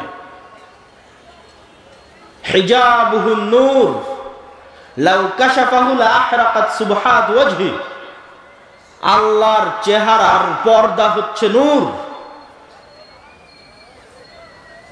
আল্লাহ এবং সৃষ্টিজীব, আল্লাহ এবং আসমান জমিন, এই দুইটার মধ্যে আর হিসেবে, পার্থক্যকারী হিসেবে সারা আসমান এবং জমিনে বিরাজমান আছে নূর। এটাই গায়েব। যদি এই নূরের পর্দা সরিয়ে নেওয়া হতো, লাউ কাশাফাহু লা আহরাকাত সুবহাত ওয়াজহি, তাহলে আল্লাহর চেহারার তাজাল্লিতে আসমান এবং জমিন জ্বলে পুড়ে ছারখার হয়ে যেত। এই নূর সম্পর্কে রাসূলুল্লাহ সাল্লাল্লাহু আলাইহি ওয়াসাল্লাম বলেন, আল্লাহুম্মা জাআল ফি কলবি নূরা। হে আল্লাহ, আমার হৃদয়ে নূর তৈরি করে দেন। ওয়া ফি সামঈ নূরা, আমার কানে নূর তৈরি করে দেন। ওয়া ফি বাসরি নূরা, আমার চোখে নূর তৈরি করে দেন। আমার সামনে পিছনে ডানে বামে সর্বত্র নূর তৈরি করে দেন। তাহলে নূর এমন একটা অস্তিত্বশীল বিষয় যা তৈরি হতে পারে। আপনার চোখের পাওয়ার যেমন ধরা পড়ে, বাস্তবে তো ধরা পড়ে না। বাস্তবে তো দেখলে চোখ ঠিকই আছে, কিন্তু মেশিনে দেওয়ার পর যখন ধরা পড়ে যে চোখের পাওয়ার কমে গেছে, কাজের বাস্তবায়নে যখন অনুভূতি দেখেন যে না আমি কম দেখতে পাচ্ছি, তো আপনার চোখের পাওয়ারের কম বেশি যেমন সত্য, আপনার চোখে নূর আছে অথবা নাই এটা তার চেয়ে বেশি সত্য। আপনার হার্টবিট যেমন কাঁপতেছে, রক্ত যেমন প্রবাহিত হচ্ছে, এই রক্তের প্রেসার চোখে দেখা যায় না, কিন্তু যখন ঠিকই যন্ত্র ধরা হচ্ছে তখন রক্তের প্রেসার উঠে আসতেছে। শরীরের তাপমাত্রা চোখে দেখা যায় না, কিন্তু যখন ঠিকই থার্মোমিটার ধরা হচ্ছে তখন উঠে আসতেছে। এই থার্মোমিটারে শরীরের তাপমাত্রা যত সত্য, এই রক্তের প্রেসার যত সত্য, এই হার্টবিট যত সত্য, এই হার্টের মধ্যে নূর তৈরি হয় তার চেয়ে বেশি সত্য। সম্মানিত উপস্থিতি, আমি বলিনি, রাসূলুল্লাহ সাল্লাল্লাহু আলাইহি ওয়াসাল্লামের হাদিসের অনুবাদ করছি। এটাই গায়েব। এই গায়েব সম্পর্কে যত জ্ঞান অর্জন করবেন তত আপনার জন্য পৃথিবীতে চলা সহজ হয়ে যাবে। আজকে এখানে আব্দুর রাজ্জাক বিন ইউসুফ, আব্দুল্লাহ বিন আব্দুর রাজ্জাক আসবে, এটা শোনার পর যারা এখানে উপস্থিত হয়েছেন তাদের অন্তরে বিন্দু মাত্র হলেও নূর আছে, এই জন্য এখানে উপস্থিত হতে পেরেছেন। আর যারা শোনার পরও, কোনো কাজ না থাকার পরও, জরুরি প্রয়োজন না থাকার পরও আসেননি, খোঁজ নিয়ে দেখেন, বিশেষ করে যদি 3 জুমা পরস্পর মিস দিয়ে থাকে, তাহলে খাতামাল্লাহু আলা কুলুবিহিম, ওর অন্তরে চুল পরিমাণও নূর নয়, ওটা একটা মৃত হৃদয়। এইভাবে আমাদের হৃদয়ে, আমাদের চোখে, আমাদের কানে, ডানে বামে নূর আছে, নূর তৈরি হয়। আল্লাহ সুবহানাহু ওয়া তাআলা কোরআনকে নূর বলছেন। মা কুনতা তাদরি মাল কিতাব ওয়ালাকিন মা কুনতা তাদরি মাল কিতাব ওয়ালাল ঈমান ওয়ালাকিন জাআলনাহু নূরান নাহদি বিহি মান নাশা। হে আল্লাহর নবী, আপনি জানতেন না কিতাব কাকে বলে, আপনি জানতেন না ঈমান কাকে বলে। আমি আল্লাহ এই কোরআনকে নূর বানিয়ে দিয়েছি, যেই নূরের আলোয় আলোকিত হয়ে মানুষ রাস্তা খুঁজে পাবে। যত কোরআন পড়বেন তত নূর তৈরি হবে। দিন নূর। আল্লাহ সুবহানাহু ওয়া তাআলা বলছেন, ইউরিদুনা লিইউতফিউ নূরাল্লাহ ওয়াল্লাহু মুতিম্মু নূরিহি। কাফের এবং মুশরিকেরা চায় আল্লাহর নূরকে ফু দিয়ে নিভিয়ে দিতে, আর আল্লাহ আল্লাহর নূরকে সারা পৃথিবীতে বিজয়ী করবেন, প্রতিষ্ঠিত করবেন। বলেন আল্লাহু আকবার। এই নূর হচ্ছে ইসলাম।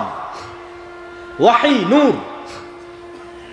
আল্লাহ সুবহানাহু ওয়া তাআলার পক্ষ থেকে যে ওয়াহী এসেছে, কোরআন ওয়াহী, ইসলাম ওয়াহী, এই ওয়াহী নূর। এই নূরকে আল্লাহ সুবহানাহু ওয়া তাআলা বিজয়ী করেই ছাড়বেন পৃথিবীতে। আল্লাহ নিজে বলছেন পবিত্র কোরআনে। সম্মানিত উপস্থিতি, ঠিক তেমনি আমি যেটা বললাম যে আপনাদের সৎ আমল নূর তৈরি করে।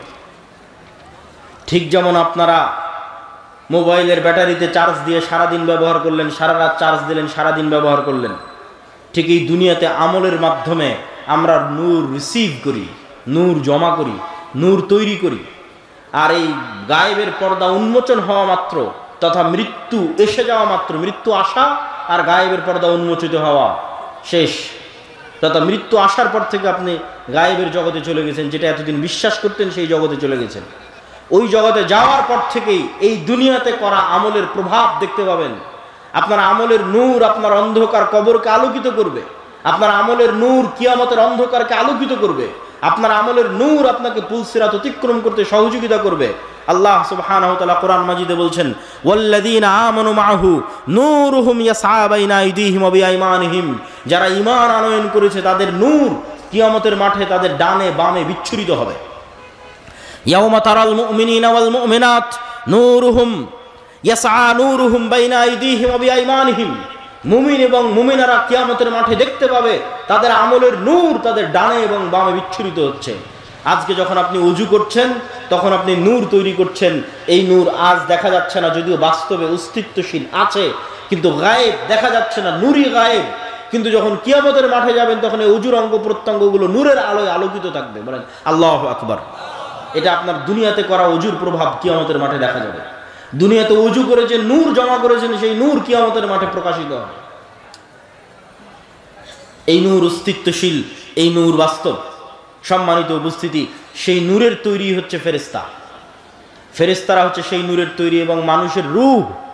ইবনুল কাইয়িম রাহিমাহুল্লাহ বলছেন, মানুষের রূহ নূরুন লাতীফ। নূরের একটা সূক্ষ্ম প্রকার হচ্ছে মানুষের রূহ। এই জন্য দেখা যায় না, এই জন্য ধরা যায় না। সম্মানিত উপস্থিতি, তাহলে নূর যদি পৃথিবীতে অস্তিত্বশীল থাকে, বিরাজমান থাকে, ফেরেশতারা যদি পৃথিবীতে অস্তিত্বশীল থাকে, বিরাজমান থাকে, আমি আপনি দেখি না কেন? আমি আপনি ধরতে পারি না কেন? বিজ্ঞানের যন্ত্র ধরতে পারে না কেন? আবিষ্কার করতে পারে না কেন? আজ থেকে 100 বছর আগে এই মাটিকাটা গ্রামে যে মানুষ মারা গেছে, সেই মানুষকে যদি আপনি এখন উঠান, উঠিয়ে বলেন যে শোনো, আমি কথা বলবো এখানে, আর আমার কথা এখন সাথে সাথে ঢাকায় গিয়ে বাজবে। আমি কথা বলবো এখানে, বাজবে ঢাকায় সাথে সাথে, আর আমি কথা বলবো এখানে, বাজবে সৌদি আরবে, আমেরিকা, ইউরোপে সাথে সাথে। 1 সেকেন্ড দেরি হবে না, বিশ্বাস করবে না। এটা তার কাছে গায়েব ছিল। আজ থেকে 100 বছর আগে যারা পৃথিবীতে চলে গেছে, পৃথিবী থেকে চলে গেছে, এটা তাদের কাছে গায়েব। আর আল্লাহ আমাদের জন্য এই নিয়ামত উন্মোচন করে দিয়েছে। কথা বলছি এখানে এই লাইভে, ক্যামেরায়, আমেরিকায় যে বসে আছে সেও শুনতে পাচ্ছে আমার কথা। এখান থেকে ইনস্ট্যান্ট ভেসে উড়ে আমেরিকা গিয়ে বাজতেছে। 100 বছর আগে মানুষ এটা বিশ্বাস করতো না। অথচ যেই ওয়েভ, যেই মাইক্রোওয়েভ, রেডিও ওয়েভ, আলোর তরঙ্গের মধ্যে দিয়ে মানুষের আওয়াজ এবং মানুষের দৃশ্য ট্রান্সফার হচ্ছে, আলোর গতির সাথে ট্রান্সফার হচ্ছে, এই ওয়েভের মধ্যে ডাটা ধারণ করার ক্ষমতা তথা মানুষের আওয়াজ ধারণ করার ক্ষমতা, মানুষের দৃশ্য ধারণ করার ক্ষমতা আল্লাহ যেদিন পৃথিবী সৃষ্টি করেছিলেন ওই দিন থেকেই ছিল, মানুষ জানতো না, ওই দিন থেকেই ছিল। আজ এসে মানুষ আবিষ্কার করেছে কিরে এই আলোর তরঙ্গ তো ডাটা ধারণ করে, যেটার উপর আজকের ইন্টারনেট দাঁড়িয়ে আছে, যেটার উপর আজকের আধুনিক মোবাইল কম্পিউটারের সভ্যতা দাঁড়িয়ে আছে, শুধু এই আলোর মাইক্রোওয়েভ, রেডিও ওয়েভের মাধ্যমে ডাটা ট্রান্সফার করা। অথচ আমরা কত বোকা দেখেন, সবসময় ফোনে কথা বলতেছি, আমেরিকা, ইউরোপ, লন্ডন সব জায়গায় কথা বলতেছি ফোনে, সাথে সাথে সেখানে আমাদের কথা পৌঁছে যাচ্ছে। অথচ এটা বিশ্বাস করতেছি না যে এই কথা আল্লাহর সাথে সাথে শুনতে পাবেন।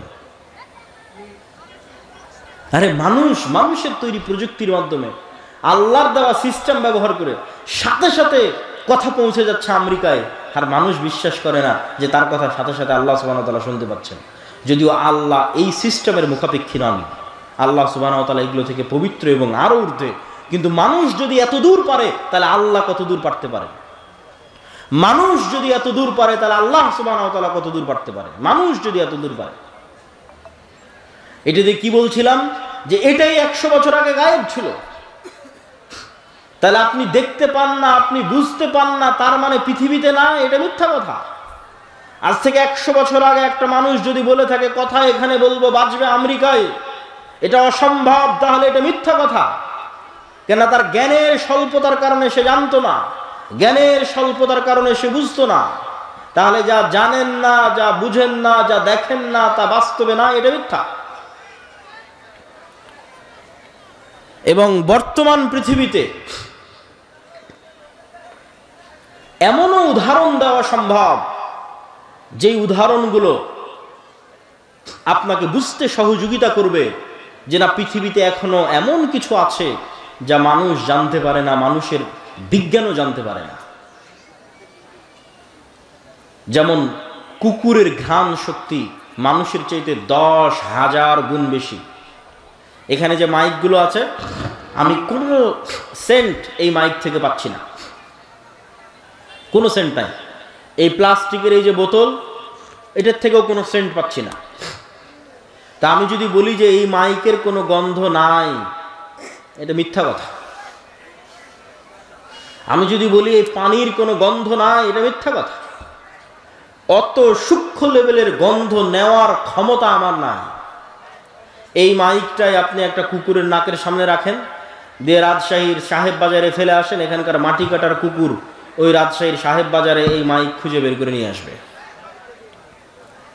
শুধু কি তাই, একটা ক্যান্সার সেলের পর্যন্ত গন্ধ, ক্যান্সারের কোষের পর্যন্ত গন্ধ কুকুর ধারণ করতে পারে। করোনা ভাইরাসের মতো সূক্ষ্ম জিনিসের গন্ধ কুকুর ধারণ করতে পারে। 1 গুণ 2 গুণ বলা নাই তো, মানুষের চেয়ে 10,000 গুণ বেশি বলা আছে, যে 10,000 গুণ বেশি সক্ষম। মানুষ এখনো এই লেভেলের কোনো যন্ত্র আবিষ্কার করতে পারেনি, এই জন্য মানুষ কুকুরকেই কাজে লাগায়। তাহলে পৃথিবীতে এমনও গন্ধ বিরাজমান যেই গন্ধ মানুষ নিতে পারে না, যেই গন্ধ মানুষের তৈরি যন্ত্র নিতে পারে না, কিন্তু আল্লাহর সৃষ্টিজীব নিতে পারে, এমন গন্ধ পৃথিবীতে বিরাজমান। ঠিক এমন আওয়াজ পৃথিবীতে বিরাজমান। আজকে আমি যেখানে দাঁড়িয়ে বক্তব্য দিচ্ছি, এর আশেপাশে যদি কোনো পিঁপড়া চলমান থাকে, ওই পিঁপড়ার আওয়াজ আমি শুনতে পাচ্ছি না। এই রেকর্ডার, দামি রেকর্ডারও যদি ওই পিঁপড়ার কাছে লাগিয়ে দেওয়া হয়, তো এই রেকর্ডার ওই পিঁপড়ার আওয়াজ ধরতে পারবে না। কিন্তু আমি যদি বলি ওই পিঁপড়ার হাঁটার কোনো আওয়াজ না, এটা মিথ্যা কথা।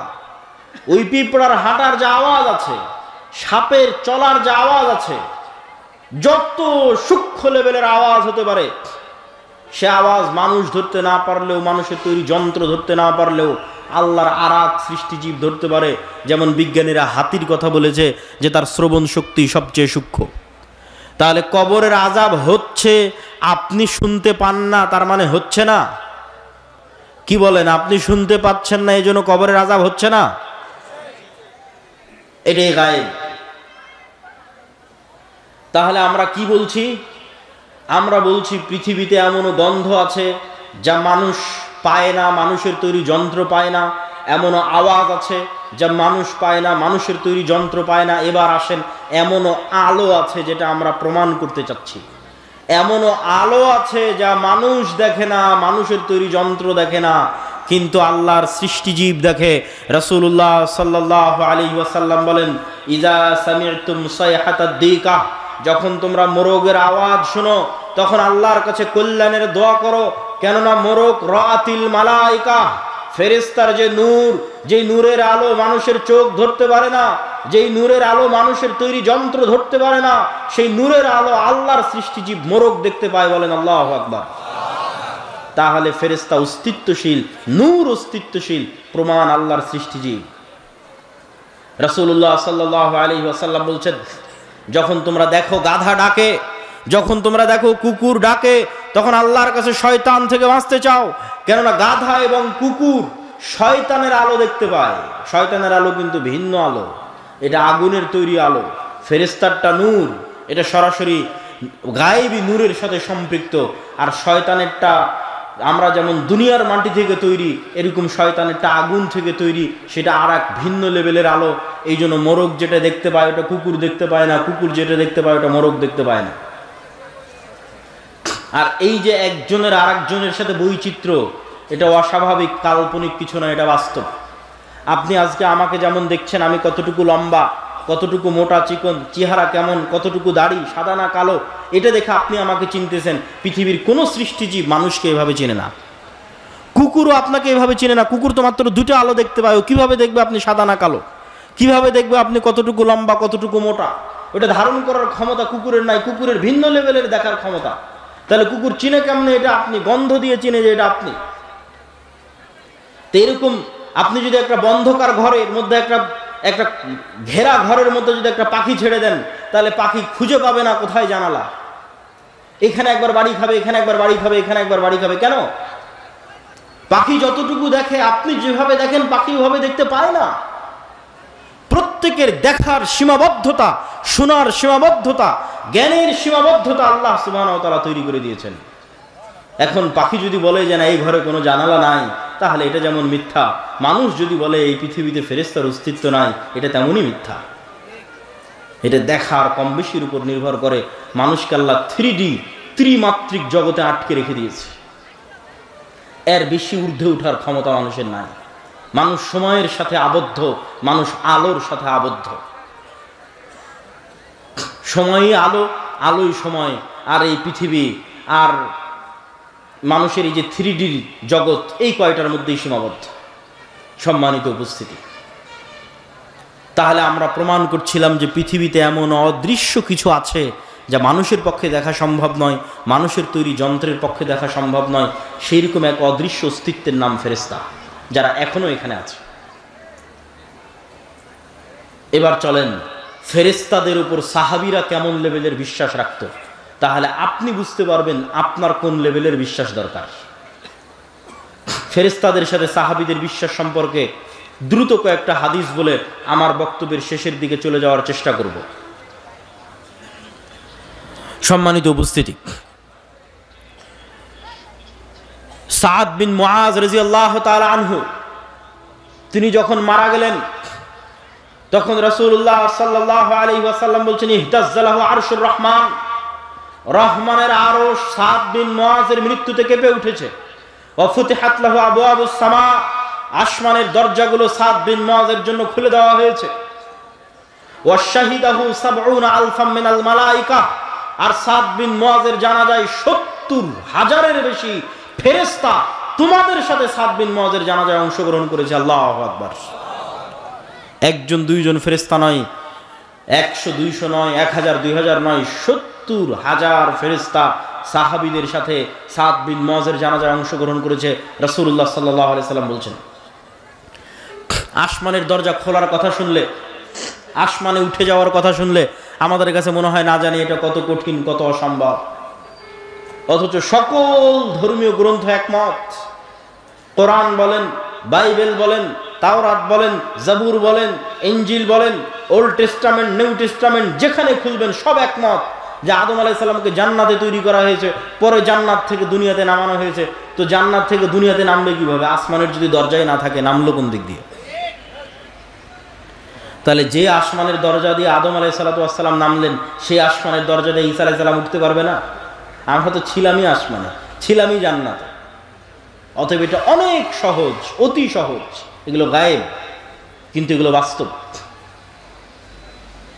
সম্মানিত উপস্থিতি, রাসূলুল্লাহ সাল্লাল্লাহু আলাইহি ওয়াসাল্লাম বলছেন, জাবির ইবনে আব্দুল্লাহ রাদিয়াল্লাহু তাআলা আনহু থেকে বর্ণিত, তিনি বলেন, আমার পিতা উহুদের যুদ্ধে মারা গেছেন, আর তার পিতা অনেক কন্যা রেখে গেছে। সেই কন্যাগুলোকে মানুষ করতে হবে, ঋণের বোঝা আছে, সেগুলো নিয়ে তিনি চিন্তিত, কাঁদছেন। রাসূল সাল্লাল্লাহু আলাইহি ওয়াসাল্লাম বলছেন, জাবির লা তাবকি, কাঁদিও না। মা জালাতিল মালাইকাতু তুজিল্লু বিআজনিহাতিহা, তুমি কাঁদছো কেন? তুমি কাঁদো কিভাবে যেখানে এখন পর্যন্ত ফেরেশতারা তোমার পিতার লাশকে তাদের পর দিয়ে, তাদের পাখা দিয়ে, ছায়া দিয়ে রেখেছে। আল্লাহু আকবার। তাহলে এই কথোপকথনগুলো আল্লাহর নবীর সাথে সাহাবীদের হচ্ছে, যেগুলো ফেরেশতা রিলেটেড। আবু সাঈদ খুদরি রাদিয়াল্লাহু তাআলা আনহু থেকে বর্ণিত, তিনি বলেন, উসাইদ বিন হুযায়র রাদিয়াল্লাহু তাআলা আনহু একদিন তার ঘোড়া রাস্তা বলে কোরআন তেলাওয়াত করছেন। তো কোরআন তেলাওয়াত শুরু করতেই ঘোড়া লাফালাফি শুরু করে দিল। কোরআন তেলাওয়াত থামিয়ে দিলেন, ঘোড়াও থেমে গেল। তিনবার এরকম হওয়ার পর উনি স্থায়ীভাবে কোরআন তেলাওয়াত বন্ধ করে দিয়ে পরের দিন সকালে আল্লাহর নবীর কাছে ঘটনা খুলে বললেন। আল্লাহর নবী বললেন, তিলকাল মালাইকা দানাত লিসাউতিক, এরা ছিল আল্লাহর ফেরেশতা যারা তোমার কোরআনের আওয়াজে সেখানে একত্রিত হচ্ছিল। আল্লাহু আকবার। যদি তুমি সকাল পর্যন্ত কোরআন পড়তে থাকতে, মানুষ ফেরেশতা দেখে নিত। আপনি বলছেন মানুষ ফেরেশতা দেখতে পারবে না? দেখতে পারে। মানুষ ফেরেশতা দেখে, মানুষও ফেরেশতার আওয়াজ শুনতে পারে। অস্বাভাবিক কিছু নয়। অসংখ্য দলিল কোরআন এবং হাদিস থেকে দেওয়া সম্ভব। বানু ইসরাইলের একজন ব্যক্তি রাস্তা দিয়ে হাঁটতেছে, আকাশ থেকে আওয়াজ আসলো, ইস্তে হাদিকাতা ফুলান, উমুকের বাগানে পানি বর্ষণ করো। আওয়াজ ফেরেশতার, শুনছে সাধারণ মানুষ, নবী নয়, রাসূল নয়, ফেরেশতার আওয়াজ শুনছে সাধারণ মানুষ। হাদিস সহিহ বুখারী মুসলিমের, বানু ইসরাইলের যুগের ঘটনা। ওই লোক দেখে এক জায়গায় গিয়ে পানি বর্ষণ হচ্ছে। সে পানি বর্ষণের জায়গায় গিয়ে একজন মানুষকে দেখতে পেল, বলল, তোমার নাম কি? বলে, আমার নাম এই। তখন ওই লোক বলে, এই নাম তো আকাশ থেকে যে আওয়াজ শুনলাম সে আওয়াজের সাথে মিলে যায়। বলে, তুমি করো কি? তো বলে, আমার ফসল থেকে যতটুকু উৎপাদন হয় তার 3 ভাগের 1 ভাগ আল্লাহর রাস্তায় দান করে দিই, 3 ভাগের 1 ভাগ এই জমিতে বিনিয়োগ করি, আর 3 ভাগের 1 ভাগ দিয়ে নিজের সংসার চালাই। তখন ওই লোক বলল, বুঝেছি, এটি সেই কারণ যেই কারণে আকাশ থেকে আওয়াজ শোনা যাচ্ছে যে তোমার জমিতে যেন পানি বর্ষণ করা হয়। তাহলে ফেরেশতার আওয়াজ মানুষ শুনতেছে, নবী রাসূল নয়, সাধারণ মানুষ। ফেরেশতাকে সাধারণ মানুষ দেখতে পায়, তার প্রমাণ বানু ইসরাইলের 3 জন ব্যক্তি, যারা একজন অন্ধ, একজন কুষ্ঠ, একজন টাক। আল্লাহ সুবহানাহু ওয়া তাআলা মানুষ রূপে ফেরেশতা পাঠিয়ে দিলেন 3 জনের কাছে। 3 জনেরই অন্ধত্ব, টাক এবং কুষ্ঠ রোগ ভালো হয়ে গেল। 3 জনকে উট, গরু এবং ছাগল দেওয়া হলো। আবার 20, 30, 25 বছর পর আবার ফেরেশতা তাদের কাছে গেল পরীক্ষা নেওয়ার জন্য। পরীক্ষায় শুধু অন্ধ ব্যক্তি পাশ করলো। ফেরেশতা দেখা যায়, ফেরেশতা সাধারণ মানুষের কাছে আসতে পারে, অস্বাভাবিক কিছু নয়। ফেরেশতা অস্তিত্বশীল, সত্য এবং বাস্তব। রাসূলুল্লাহ সাল্লাল্লাহু আলাইহি ওয়াসাল্লাম বলছেন, আব্দুল্লাহ বিন আব্বাস রাদিয়াল্লাহু তাআলা আনহু থেকে বর্ণিত, একজন মুসলিম ব্যক্তি একজন মুশরিককে ধাওয়া করতেছে যুদ্ধের মাঠে। ধাওয়া করতে করতে এক পর্যায়ে গিয়ে দেখে তাকে আঘাত করার আগেই ওই মুশরিক উল্টে পড়ে আছে এবং তার আহত স্থান থেকে, ক্ষত স্থান থেকে রক্ত বের হচ্ছে। তো তাকে তো সে হামলাই করেনি, হামলা করার আগে পড়লো কিভাবে, রক্ত কেমনে বের হলো? সাহাবী রাসূলুল্লাহ সাল্লাল্লাহু আলাইহি ওয়াসাল্লামের কাছে এসে যখন ঘটনা বর্ণনা করছেন, আল্লাহর নবী বলছেন, জালিকা মিন মাদাদিস সামাইস সালিসা, এটি ছিল 3য় আসমান থেকে আসা ফেরেশতার আক্রমণ। শুধু কি তাই, রাসূলুল্লাহ সাল্লাল্লাহু আলাইহি ওয়াসাল্লাম বলছেন, সাদ বিন আবি ওয়াক্কাস রাদিয়াল্লাহু তাআলা আনহু থেকে বর্ণিত, রাআইতু ইয়াওমা উহুদিন সাদ বিন আবি ওয়াক্কাস বলছেন, আমি উহুদের যুদ্ধের দিন দেখছি আমার ডানে আমার বামে, আমার ডানে এবং আমার বামে। সম্মানিত উপস্থিতি, আয়েশা রাদিয়াল্লাহু তাআলা আনহা বলছেন, আল্লাহর নবী খন্দকের যুদ্ধ থেকে ফিরে আসলেন। ফিরে এসে ওয়াজা আসসালাহ ওয়াগতাসালা, অস্ত্র রেখে দিলেন, গোসল করলেন। জিবরাইল উপস্থিত। জিবরাইল বলছে, আপনি অস্ত্র রেখেছেন, আমরা অস্ত্র রাখিনি। মানে ফেরেশতাদের বাহিনী এখনো অস্ত্র রাখেনি। কেন রাখেনি? তিনটা ইহুদি গোত্র, বানু কুরাইজা, বানু কায়নুকা, বানু নাজির গাদ্দারি করেছে মুহাম্মদ সাল্লাল্লাহু আলাইহি ওয়াসাল্লামের সাথে, এদের শাস্তি দিতে হবে। আল্লাহর নবী সাহাবীদের বললেন, ফেরেশতা বাহিনী এখন অস্ত্র রাখেনি, চলো, যুদ্ধ এখনো শেষ হয়নি। আনাস রাদিয়াল্লাহু তাআলা আনহু বলছেন, কাআন্নী আনজুরু ইলাল গুবারি সাতিআন ফি যুকাতি বানি গানাম। আল্লাহর নবী যখন আমাদের নিয়ে পুনরায় রওনা দিলেন, আমরা যখন কোনো গাড়ি বহরে যাই তখন সামনে যদি 50-100টা মোটরসাইকেলের শোডাউন থাকে, তাহলে ধুলাই যেমন রাস্তা অন্ধকার হয়ে যায়। আনাস রাদিয়াল্লাহু তাআলা আনহু বলছেন, সাহাবীদের বাহিনীর আগে জিবরাইলের বাহিনীর ঘোড়ার পদাঘাতে ধুলায় অন্ধকার হয়ে গেছে রাস্তা। আল্লাহু আকবার। তাহলে সাহাবীরা স্বচক্ষে ফেরেশতাদের দেখতেছেন, ফেরেশতাদের সাথে যুদ্ধ করতেছেন। সম্মানিত উপস্থিতি, তাহলে সাহাবীদের ফেরেশতাদের উপর ঈমান কোন লেভেলের ছিল, আমার এবং আপনার ঈমান ফেরেশতাদের উপর কোন লেভেলের? মুখে বলে দিলাম আমানতু বিল্লাহি ওয়া মালাইকাতিহি, আল্লাহর উপর ঈমান আনি, ফেরেশতার উপর ঈমান আনি, ঈমানই নাই। সাহাবীদের ঈমানের সাথে মেপে দেখেন। বক্তব্যের শেষে চলে এসেছি। বক্তব্যের শেষে এতটুকু বলতে চাই, শয়তান মানুষের শত্রু, ফেরেশতা মানুষের বন্ধু। আপনি যাকে যতটুকু অ্যাক্সেস দিবেন, আপনার ওয়াইফাইয়ের অ্যাক্সেস যেভাবে দেন, কিউআর কোড স্ক্যান যেভাবে শেয়ার করেন, যাকে যতটুকু অ্যাক্সেস দিবেন সে আপনার আশেপাশে সেভাবেই থাকবে। রাসূল সাল্লাল্লাহু আলাইহি ওয়াসাল্লামকে জিবরাইল বলতেছে মিসওয়াক করতে, মিসওয়াক করতে করতে মাড়ি ছিলে গেছে, গোস্ত উঠে যাচ্ছে।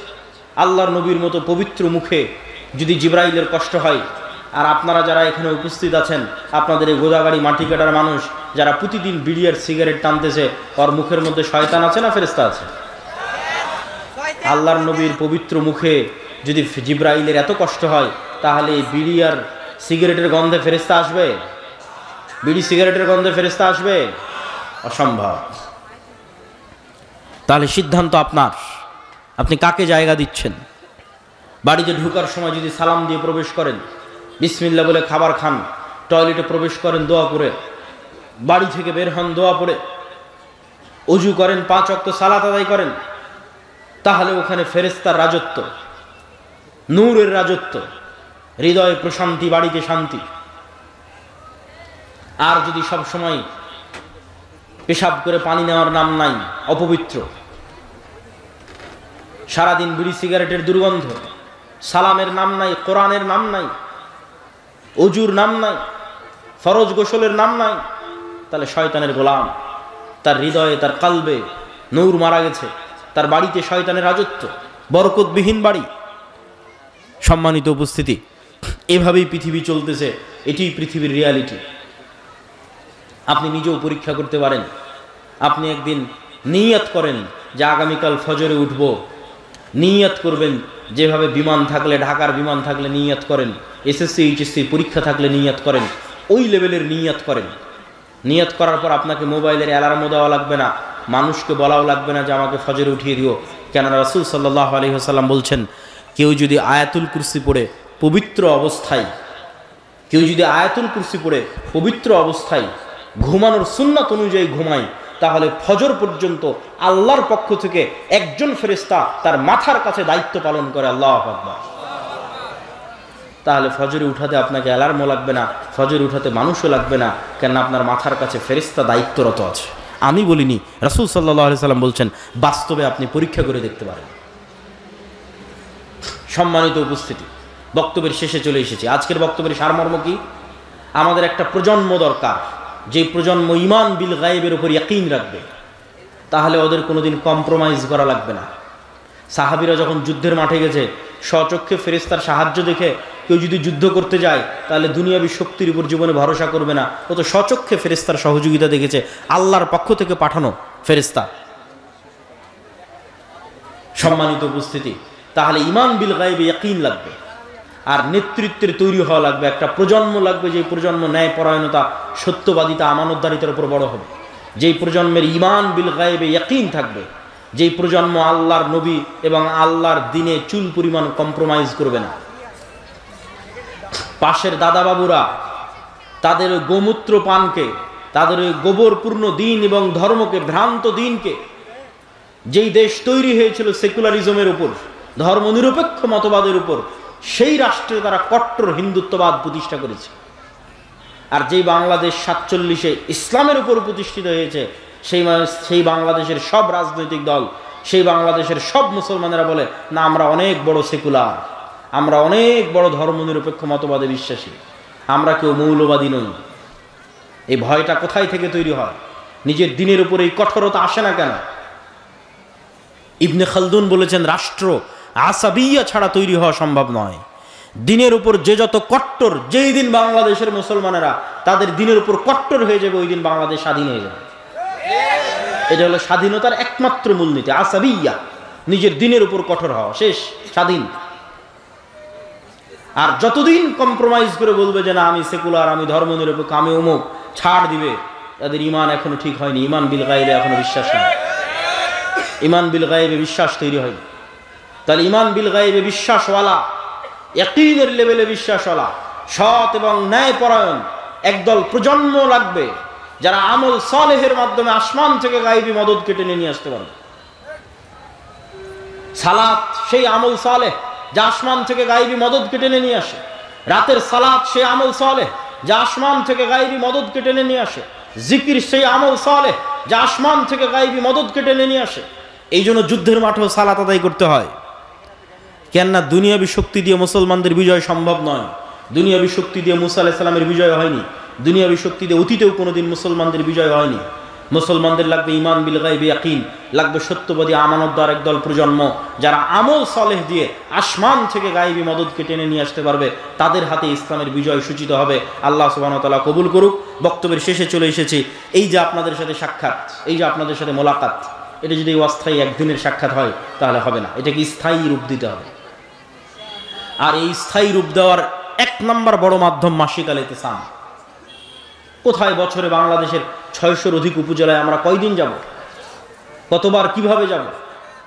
পুরো বছরে যদি 100টা প্রোগ্রামও করি তবুও এক বছরে 600টা উপজেলায় যাওয়া যাবে না। তাহলে আপনার এখানে একবার না দুইবার না তিনবার মিস হতেই পারে। যেমন গতবার আমাদের আসা হয়নি, আবারও হয়তো সামনে 1-2-3 বছর না আসা হতে পারে। কিন্তু মাসিক আল ইতিসাম যদি আপনার বাড়িতে যাই, তাহলে প্রতি মাসে আমি আব্দুল্লাহ নিজে মাসিক আল ইতিসামে 3টে লেখা লিখি, সম্পাদকীয় লিখি, মিন্নাতুল বাড়ি লিখি, স্বাভাবিক একটা প্রবন্ধ লিখি। এই জন্য আজকে যারা এখানে উপস্থিত হয়েছেন, মনে করছেন আমাদের থেকে জ্ঞান নেওয়া প্রয়োজন, আমাদের সাথে সম্পৃক্ত থাকা প্রয়োজন এবং এটা দাবি, এটা হওয়া উচিত, প্রত্যেকে অনুরোধ জানাবো অন্তত মাসিক আল ইতিসাম নিয়ে যাবেন। 2 নম্বর সম্পৃক্ত হওয়ার উপায় আমাদের বই। যে বই থেকে আজকের আলোচনা করছিলাম সেটাও আমার লেখা বই, জানি না কয় কপি আজকে থাকবে। আল্লাহর পথে যাত্রা এই বইয়ের নাম। এটা ঈমান বিল গায়বের উপরই লেখা, ওখান থেকে আলোচনা করতেছিলাম। এবং এরকম আরও যত বই আছে, মিন্নাতুল বাড়ি হোক, ফিলিস্তিন হোক, শেখ আব্দুর রাজ্জাক বিন ইউসুফের সালাতের হোক, আব্দুর রহিমের নতুন বই রাসূলুল্লাহ সাল্লাল্লাহু আলাইহি ওয়াসাল্লাম দেখতে যেমন ছিলেন, যে কোনো বই যেটা আপনার পছন্দ হবে সেটা সাথে নেওয়ার চেষ্টা করবেন, পড়ার চেষ্টা করবেন। এই উম্মত পড়ার উম্মত। ইকরা বিসমি রাব্বিকাল্লাযী খালাক, ইকরা ওয়া রাব্বুকাল আকরাম। এই উম্মত জ্ঞানের উম্মত, জ্ঞানের উপরই টিকে থাকতে হবে। 3, আমাদের সাথে স্থায়ী সম্পৃক্ত হওয়ার মাধ্যম মক্তব। এই গোদাগাড়ি অঞ্চলে আমি কত সফর দিয়েছি মক্তবের জন্য, জানি না এখন কয়টা মক্তব চলে। যারা প্রোগ্রামের আয়োজক তারাও মক্তব নিয়ে চিন্তা ভাবনা, দায়িত্ব পালন করে কিনা সেটাও জানি না, কিন্তু আমার কাছে ওটাই গুরুত্বপূর্ণ, ওটাই দামি। আমি একদিনের এক ঘন্টার বক্তব্যে না আপনাকে সূরা ফাতিহা শিখাতে পারলাম, না দোয়া শিখাতে পারলাম, কিছুই পারিনি। কিন্তু আপনার গ্রামে যদি মক্তব চলে, তাহলে প্রতিদিন ওখানে দোয়া, কোরআন এগুলো শিখবে, আর সেগুলোর সাদাকায়ে জারিয়া আমরা রাজশাহীতে বসে ঘরে বসে পাবো। এটাই তো জীবনের সবচেয়ে বড় সফলতা। এই সাদাকায়ে জারিয়ার নেশায় তো আমরা পাগল। সেটা তৈরি করার জন্য আপনাদের পিছনে এত পরিশ্রম, কিন্তু বুঝাতে পারি না। অতএব মক্তব যদি থাকে আরও স্ট্রং করা, না থাকলে আরও বিভিন্ন জায়গায় তৈরি করা। ট্রেনিংয়ের জন্য জামিয়া সালাফিয়া দাওয়া ইলাল্লাহর কাছে পাঠানো। 600 মক্তবের ইমাম ট্রেনিং নিয়েছে। আজকে এখনও 30-এর অধিক মক্তবের ইমাম ট্রেনিংয়ের জন্য জামিয়া সালাফিয়া ডাঙ্গিপাড়া বাবা রাজশাহীতে আছে। এই সমস্ত ট্রেনিংয়ের জন্য যে সমস্ত ইমামেরা আসে, তাদের যাতায়াত খরচ আমরা দিই, থাকা খাওয়া খরচ আমরা দিই। সম্মানিত উপস্থিতি, 3 নম্বর উপায় হচ্ছে প্রতিষ্ঠানকে জামিয়া সালাফিয়ার সাথে অধিভুক্ত করা। যে কোনো প্রতিষ্ঠান, জামিয়া সালাফিয়া বাংলাদেশের শ্রেষ্ঠতম, বৃহত্তম, অন্যতম, দেশি বিদেশি ছাত্র, শিক্ষক, উন্নত সিলেবাস, পড়াশোনা সব দিক থেকে বাংলাদেশের টপ 5, টপ 10 শিক্ষা প্রতিষ্ঠানগুলোর একটি। এই জামিয়া সালাফিয়ার সাথে সম্পৃক্ত হলে ছোট ছোট গ্রামের প্রতিষ্ঠানগুলোরও মান উন্নত হবে। শিক্ষা এবং জ্ঞানের মাধ্যমেই আমাদের বিপ্লব নিয়ে আসতে হবে। অতএব শিক্ষা এবং জ্ঞানকে গুরুত্ব দিতে হবে। 4 নাম্বার, সুদের বিরুদ্ধে যুদ্ধ। সুদ মিথ্যুক বানায়, এই জন্য কর্জে হাসানা। যদিও আমরা পরীক্ষামূলক শুরু করেছি, 30-এর কাছাকাছি মানুষকে আমরা কর্জে হাসানা দিয়েছি। ইসলামে বিলাসী পণ্যের জন্য সুদযুক্ত ঋণ তো বহুদূরের কথা, কর্জে হাসানা নেওয়ারও কোনো দলিল খুঁজে পাওয়া কঠিন। বিলাসী পণ্য, বিলাসী পণ্য মানে বাড়ি মাটির আছে ভেঙে ইটের তৈরি করব। বিলাসী পণ্য মানে বাড়িতে ফ্রিজ নাই ফ্রিজ কিনবো। বিলাসী পণ্য মানে বাড়িতে এসি নাই এসি কিনবো। এগুলো বিলাসী পণ্য। এগুলো সুদের টাকা দিয়ে কিনা তো বহু পরের কথা, কর্জে হাসানা দিয়েও কিনা যাবে কিনা এটার প্রমাণ কোরআন হাদিস থেকে দেওয়া কঠিন আছে। তাহলে কর্জে হাসানাটা কখন নেওয়া যাবে? কর্জে হাসানা নেওয়া যাবে যখন বিপদে পড়েছেন, অ্যাক্সিডেন্ট করেছেন, মেয়ের বিয়ে দিবেন, তখন কর্জে হাসানা। আর কখন নেওয়া যাবে? যখন একটা ব্যবসা শুরু করতে চাচ্ছেন, ব্যবসায়িক প্রয়োজনে আটকে গেছেন, তখন কর্জে হাসানা। বিলাসী পণ্যের জন্য সুদের ঋণ বহু পরে।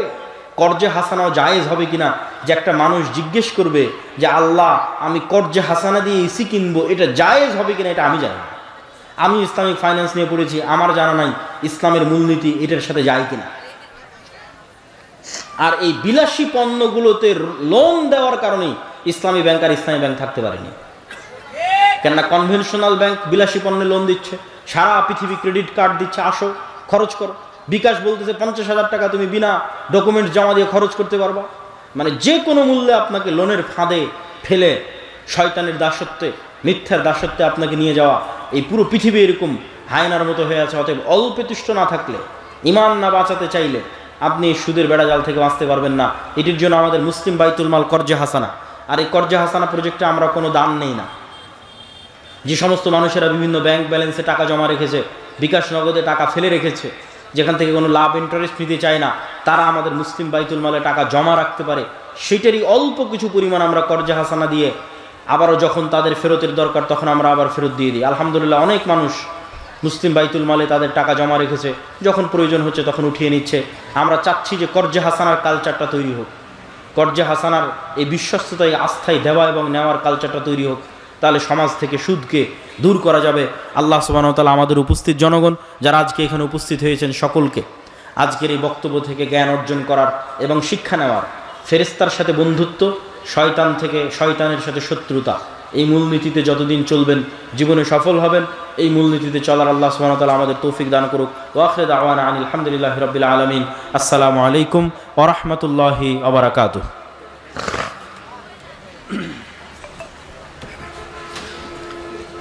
আলহামদুলিল্লাহ, আমরা